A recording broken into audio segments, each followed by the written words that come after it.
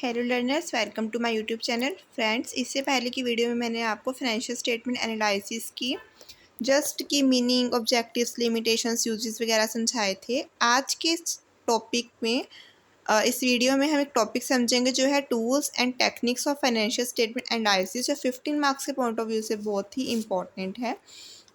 तो इसमें 6 टूल्स हैं हमारे मेनली। जो ये 3 टूल्स हैं, इन पे तो पूरे चैप्टर्स की मैं वीडियो भी अपलोड कर चुकी हूँ, आप वहाँ से जाके नहीं देख सकते हैं। आज के इस वीडियो में आपको ये 3 टूल्स समझाऊंगी। इन 3 टूल्स में तो आपने इनका जस्ट मीनिंग बता देना, थोड़ी सी इंपॉर्टेंस बता देना। हम ये 3 पढ़ेंगे: comparative statement, common size statement and trend analysis. तो सबसे पहले कंपैरेटिव स्टेटमेंट आपको समझाऊंगी, ठीक है। पहले एक सब मीनिंग समझ लीजिए कि कंपैरेटिव फाइनेंशियल स्टेटमेंट एक टूल है जो स्टडी करता है कि कितना इंक्रीज और डिक्रीज हुआ आपकी फिगर्स में 1 ईयर टू अनदर, एक साल से दूसरे साल में। और इंट्रा फर्म कंपैरिजन क्या होता है? जब 2 या 2 सालों का एक ही फर्म की फाइनेंशियल स्टेटमेंट एनालिसिस प्रिपेयर्ड होती है। और इंटर फर्म में जब 2 या 2 से ज़्यादा फर्मों की, इसमें 2 या 2 से ज़्यादा सालों की एक ही फर्म, सेम फर्म थी ना पर इसमें डिफरेंट फर्म है, 2 और मोर फर्म्स हैं इंटर में। इसका ऑब्जेक्टिव क्या है? टूल्स का ऑब्जेक्टिव्स हमारे सेम ही है फाइनेंशियल स्टेटमेंट एनालिसिस जैसे। देखिए, जैसे सिंपल और अंडरस्टैंडेबल है, वीक और स्ट्रेंथ पॉइंट्स बताता है बिजनेस के, प्लानिंग और फोरकास्टिंग में मदद करता है, इंट्रा फर्म और इंटर फर्म कंपैरिजन करता है। कंपैरेटिव बैलेंस शीट क्या होती है? इसके 2 टाइप्स हैं, ये comparative balance sheet and comparative statement of profit and loss. सबसे पहले कंपैरेटिव बैलेंस शीट, ये इंक्रीज और डिक्रीज बताएगा एसेट्स एंड लायबिलिटीज में, और comparative statement of profit and loss increase और डिक्रीज बताएगी प्रॉफिट एंड लॉस में।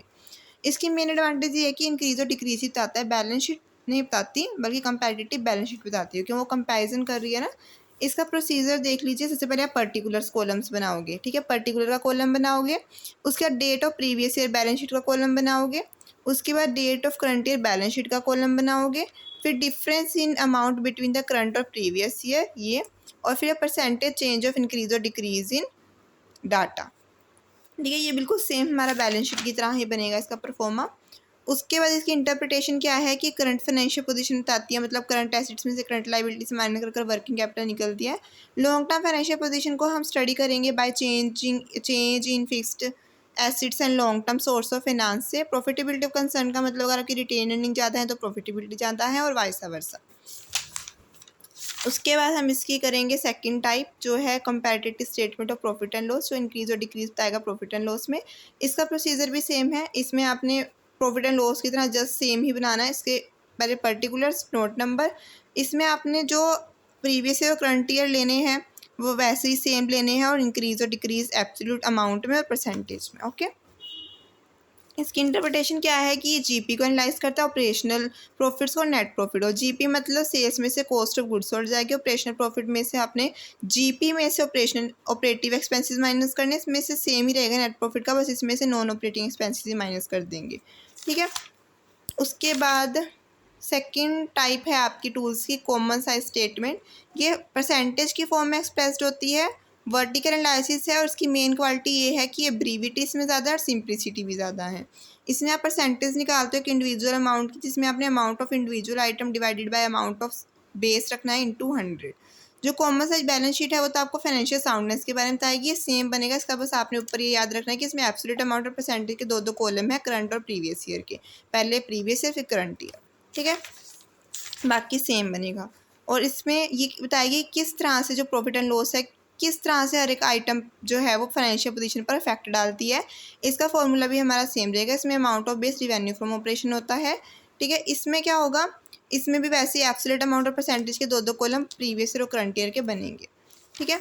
हमारी बुक में बैलेंस शीट का परफॉर्मा दे रखा है। इनकम एंड स्टेटमेंट में भी आपने रिवेन्यू फ्रॉम ऑपरेशन वाला बनाना है, जो आपने पहले ये वाला किया था ना, 1 मिनट आपको दिखा देती हूँ, ये वाला बनाना है सेम। ट्रेंड एनालिसिस क्या होती है? जो आपको डायरेक्शन बताती है कि आप अपवर्ड हो या डाउनवर्ड हो, कि आपकी ट्रेंड रेशो क्या है। इसका फॉर्मूला क्या है? अगर आपने सेल निकालनी है तो current year cell divided by base year cell into 100। अगर आपने प्रॉफिट निकालना है तो current year profit divided by base year profit into 100, ठीक है। उसके बाद इसकी जो इंपॉर्टेंस है वो सेम रहेगी कि बिजनेस को हेल्प करती है, फोरकास्टिंग में हेल्प करती है, स्ट्रेंथ और वीकनेस बताने में हेल्प करती है। लिमिटेशन ये है कि इसमें बेस ईयर को, जैसे बेस ईयर नीचे लिया है, उसको सिलेक्ट करना बहुत ही टिपिकल होता है, मतलब कि not easy to select base year. तो आई होप आपको बहुत अच्छे से ये तीनों टूल्स समझ आए होंगे। और जो 3 टूल्स से हमारी रिमेनिंग रह गए हैं, कैश फ्लो, फंड फ्लो और रेशो वो मैंने वीडियोस अपलोड कर दी थी फुल फ्लैच। आप वो हमारी प्लेलिस्ट मैनेजमेंट अकाउंटिंग में जाकर देख सकते हैं friends. And thank you for watching my video and all the best for your exams.